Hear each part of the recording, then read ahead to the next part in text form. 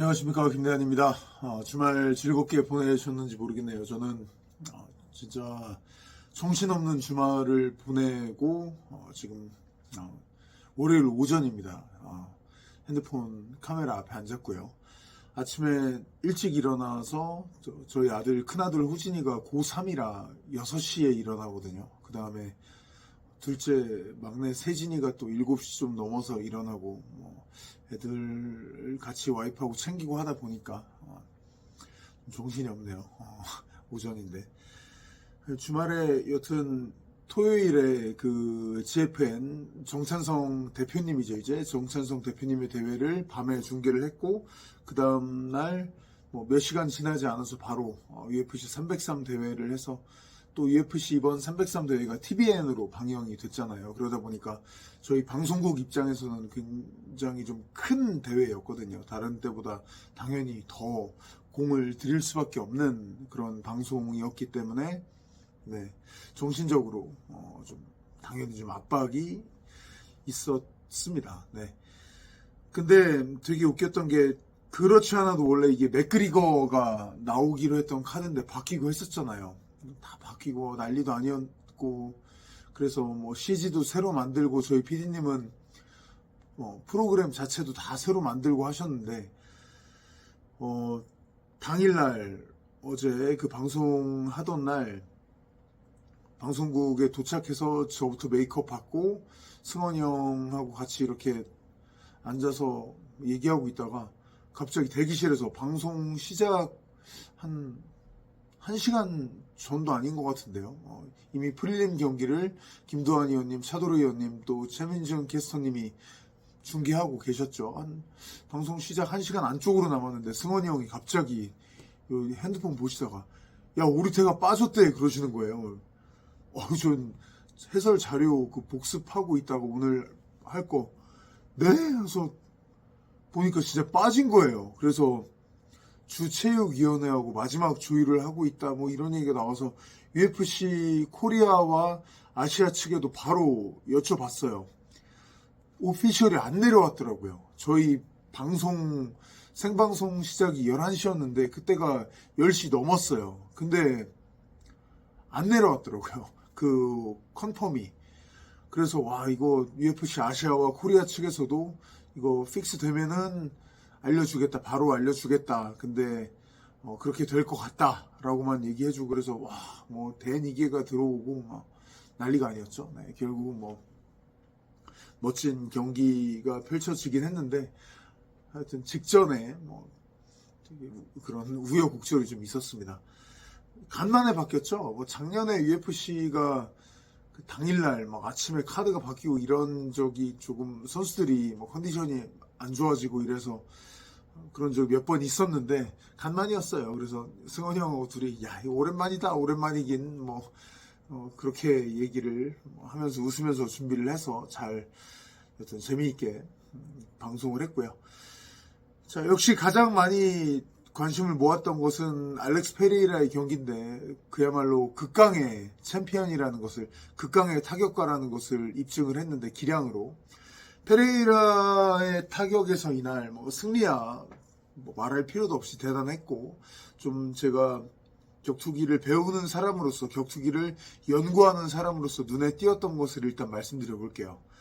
일단 왼발 하이킥이 갑자기 나와서 아마 프로스카도 보지도 못했을 수 있습니다. 캐치를 하려고 하다가 KO가 됐는데 제가 페레이라의 그 왼발 킥을 되게 와 하고 감탄하면서 보기 시작했던 게 자말 힐 전부터였어요. 자말 힐이 그때 보셨던 대로 왼손잡이 자세로 나오니까 왼손잡이 자세로 나오면 어떻게 되죠? 페레이라가 잘 쓰는 오른발 카프킥이 그 자말 힐의 오른발의 인사이드로 들어가게 됩니다. 상대가 오른손잡이 자세로 서게 되면 왼다리 뒤쪽을 차게 되는데 그 왼다리가 뒤로 빠져버리는 거죠. 왼손잡이 자세는. 그러니까 앞발이 오른발이 되고 오른발의 인사이드를 차게 되는데 그러면 아무래도 인사이드를 차게 되니 효용이 조금 떨어질 수 있는데 아무렇지도 않은 듯이 오른손잡이 자세로 서서 원래 이렇게 찼는데 자말 힐이 왼손잡이로 서니까 페레이라는 그래 하고서 스탠스를 저는 솔직히 스탠스를 좀 바꾸려나 싶었는데 바꾸지도 않고 여기서 그냥 이 뒷발 들어가면서 살짝 밀어차더라고요. 여기 들어가면서 밀어주면서 왼발로 카프. 이러면 그 상대 앞발을 뒤쪽을 카프킥으로 공략을 할 수가 있게 되죠. 그런 걸 보면서 야, 왼발도 근데 그 왼발 카프를 차는 능숙함이 오른발에 크게 뒤떨어지지 않아 보였어요. 물론 경기 후에 나왔던 얘기를 들어보니까 경기 후 얘기를 들어보니까 차다가 왼발 발가락이 부러졌다고는 하나 킥의 그런 능숙해 보이는 모습이 와 이거는 뭐 보통은 완벽한 양손잡이 양발잡이는 없다고 하잖아요. 근데 한쪽이 잘 쓰는 쪽이 100이라고 하면 반대쪽을 뭐 8, 90 만들어 놓으면은 사실은 그걸 양손잡이, 양발잡이라고 그러고 또 둘 다 무기로 쓸 수 있는 건데 분명히 그렇게 양손잡이, 양발잡이라고 하기에 충분해 보였습니다. 왼발, 오른발 원래 킥복서 시절부터 다 가능하다는 것을 당연히 보여줘 왔고 양쪽 발이 카프킥만 있는 게 아니라 헤드킥이 당연히 가능하다는 것을 보여줬지만 요새는 또 신중하게 거리싸움하고 그 경쟁의 수준 자체가 높아졌기 때문에 잘 안 나옵니다만 원래 플라잉 니킥도 되게 잘합니다. 그 UFC 데뷔전 때 플라잉 니킥으로 이겼었죠. 근데 플라잉 니킥 자체도 페레이라가 킥복서 시절에 되게 공격적으로 잘 쓰던 패턴이에요. 네. 상대방이 숙일 때 꼭 플라잉 니킥을 안 차고 니킥을 올리더라도 안면에 굉장히 또 공격적으로 올리거든요. 이런 무기도 숨겨져 있다는 것을 저희가 좀 생각해 보면은 앞으로 좀 더 재미있게 볼 수 있다고 생각이 되고요. 그리고 왼손에 대한 그 의존도가 분명히 있어요. 불합리한 왼손. 왼손 잽으로 세팅하고 훅으로 올라오고 뭐 다 좋은데 근데 왼손 몰빵은 아니에요. 왼손 몰빵이 아니라는 점을 꼭 저는 좀 짚고 넘어가고 싶어요. 예를 들면 코너 맥그리거 선수 왼손 몰빵이죠. 그것도 왼손 스트레이트 몰빵입니다. 코너 맥그리거가 왼손 훅으로 숏 훅으로 누구 KO 시키는 거 보셨나요? 결국 왼손 스트레이트 몰빵이거든요. 우리 최도호 선수도 라이트 스트레이트에 대한 의존도가 되게 높습니다. 과거에 K1부터 활약을 했었던 그리고 종합격투기로 넘어와서 인기를 구가했던 미르코 크로캅 선수 오른발 하이킥이 K1 때는 나왔었는데 MMA 쪽으로 와서는 아예 거의 사라졌죠. 왼손과 왼발의 몰빵입니다. 그쵸? 이런 선수들과는 달라요. 페레이라는. 뭐 과거에 마이크 타이슨이나 조지 포먼이나 플로이드 메이웨더나 뭐 매니 파키오나 보면 다 잘 쓰는 손 쪽, 잘 쓰는 쪽의 비중이 높기는 하나 몰빵은 아니에요. 저는 페레이라도 그렇다고 말씀을 드리고 싶어요. 분명히 지금 불합리한 왼손이 너무 많이 터졌기 때문에 그렇습니다만 반대 손도 되게 세고 양쪽 발차기 다 무기로 주 무기로 활용하기에 절대 부족하지 않은 파워를 갖고 있다라는 걸 꼭 한번 짚고 넘어가고 싶어요. 과거 그 마이크 타이슨에게 비록 졌습니다만 타이슨을 좀 괴롭게 했던 타이슨 선수를 좀 괴롭혔던 선수 중에 이 도노반 제임스 러독이라는 선수가 있거든요.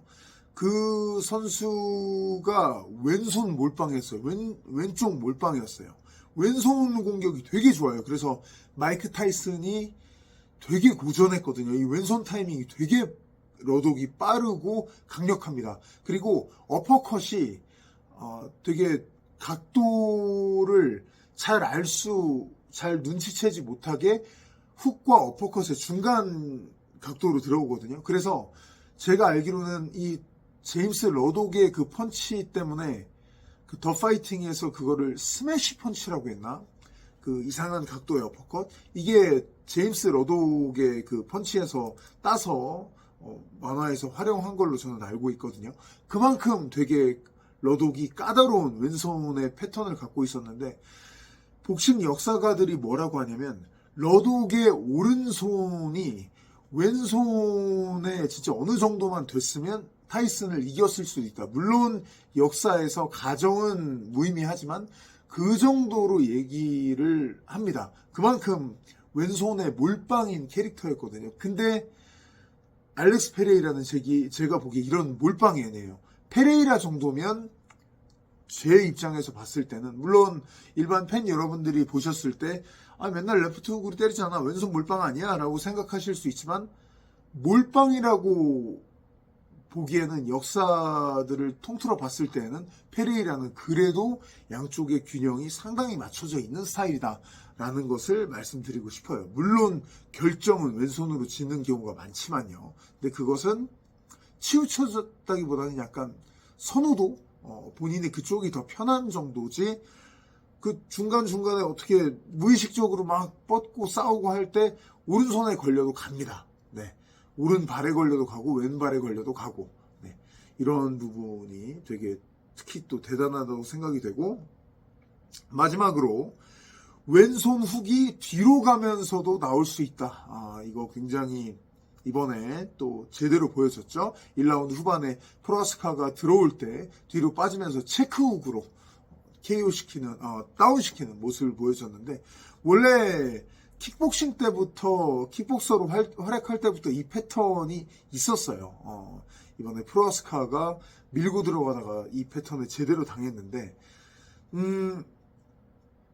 마이크 타이슨도 전진하면서만 훅을 내지 그 위대한 마이크 타이슨도 전진하면서도 내고 후진하면서도 체크훅으로 똑같이 파워 있게 내고 이러진 못했습니다. 마이크 타이슨은 누구를 뒤로 빠지면서 체크훅으로 때려보고 이런 적이 없는 사람이죠. 이미 전진 몰빵이기 때문에. 근데 페레이라는 이게 전진에서도 나오고 후진에서도 나오고 아까 말씀드린 대로 이 글로리 그 킥복서 때부터 이런 패턴들을 다 보여줘 왔습니다. 진짜 대단하다고 할 수가 있겠는데 근데 이 패턴은 분명히 위험한 구석이 있어요. 자기는 체크훅 이번이 딱 좋았다라고 생각해서 딱 했는데 이 순간 상대의 특히 라이트 스트레이트 같은 경우 같은 오른손잡이라고 가정했을 때 라이트 스트레이트 같은 게 되게 깊게 들어왔을 때 빵 맞고 KO 될 수도 있습니다. 상대가 나보다 예를 들어 긴데 빠르거나 이런 사람이라면 이 체크훅 기술을 이 패턴을 썼을 때 굉장히 위험해질 수가 있어요. 과거에 세르게이 하리토노프 선수가 이 체크훅을 쓰다가 그 강력한 맷집이 강력한 하리토노프 선수가 라이트 카운터에 맞고 KO 된 적이 있었죠. 이런 점들이 조금 위험할 수가 있고 페레이라도 이스라엘 아데사냐와의 그 UFC 2차전 때 약간 이 패턴에 당했었죠. 근데 그때는 전체적인 형태는 비슷했을지 몰라도 패턴은 좀 달랐죠. 뒤로 체크훅 하면서 빠지고 하다가 맞은 게 아니라 페레이라가 아데사냐를 좀 몰아놓고 내가 이제 데미지를 줬다. 여기서 왼손훅 박아야 되겠다라고 딱 들어갔을 때 이때 아데사냐가 웅크리고 있다가 라이트를 터뜨렸었죠. 페레이라가 좀 약간 욕심을 부리다가 안전거리가 깨졌던 거죠. 그러다 보니까 터졌었는데 아마 제가 보기에는 그 패배 이후에 페레이라가 당연히 본능적으로 그리고 전략적으로 안전한 거리에 대해서 더 신경을 쓰고 또 상대방을 내가 뭔가 싶을 때도 더 신중하게 적정 거리를 유지하면서 들어가는 패턴들이 더 생겼을 거예요. 네. 그런 점들을 좀 생각해 봤을 때 이번에도 프로아스카가 1차전 때 막 밀고 들어가고 했을 때 체크훅은 나오지 않았었거든요. 근데 1차전 때는 케이지까지 몰린 다음에 거기서 밀고 들어오는 프로아스카를 투 훅으로 KO 시켰었는데 다운 시켰었는데 이번에는 아예 프로아스카가 마지막에 한번 들어오는 거 받아주고 또 한 번 또 밀고 들어오니까 그때 여유 있게 딱 때렸었는데 역시 그만큼 프로아스카의 패턴에 좀 두 번째 싸워보다 보니까 익숙해진 것도 있고 또 그러다 보니 본인이 좀 본인의 밸런스가 깨지지 않고 딱 안정적으로 체크훅을 낼 수 있는 소위 타격가로서의 그 감이 왔다고 해야 되겠죠. 그런 부분들이 좀 페레이라의 이번 경기에서 눈여겨볼 수 있는 점이었지 않았나 싶습니다. 자, 어느새 좀 말씀을 드리다 보니까 좀 길어졌는데, 이게 영상이 너무 길어져서 원래는 저도 아침에 좀 일찍 일어나서 준비한 것들이 있었거든요. 페레이라의 타격에 대한 조금 더 본질적인 분석이라든지, 그리고 페레이라를 좀 이기려면 어떻게 해야 되는가, 다른 뭐 안칼라이프라든지 뭐 존존스와의 대결 구도 같은 거는 제가 지금 하다 보니 시간도 좀 많이 지났고 해서 제가 이게 해놓은 내용들이 생각보다 꽤 있거든요. 뭐 바로 이거는 영상을 다시 조금 더 제가 정리를 해서 만들어 보도록 하겠습니다. 네, 오늘은 여기까지 하도록 하겠습니다. 감사합니다.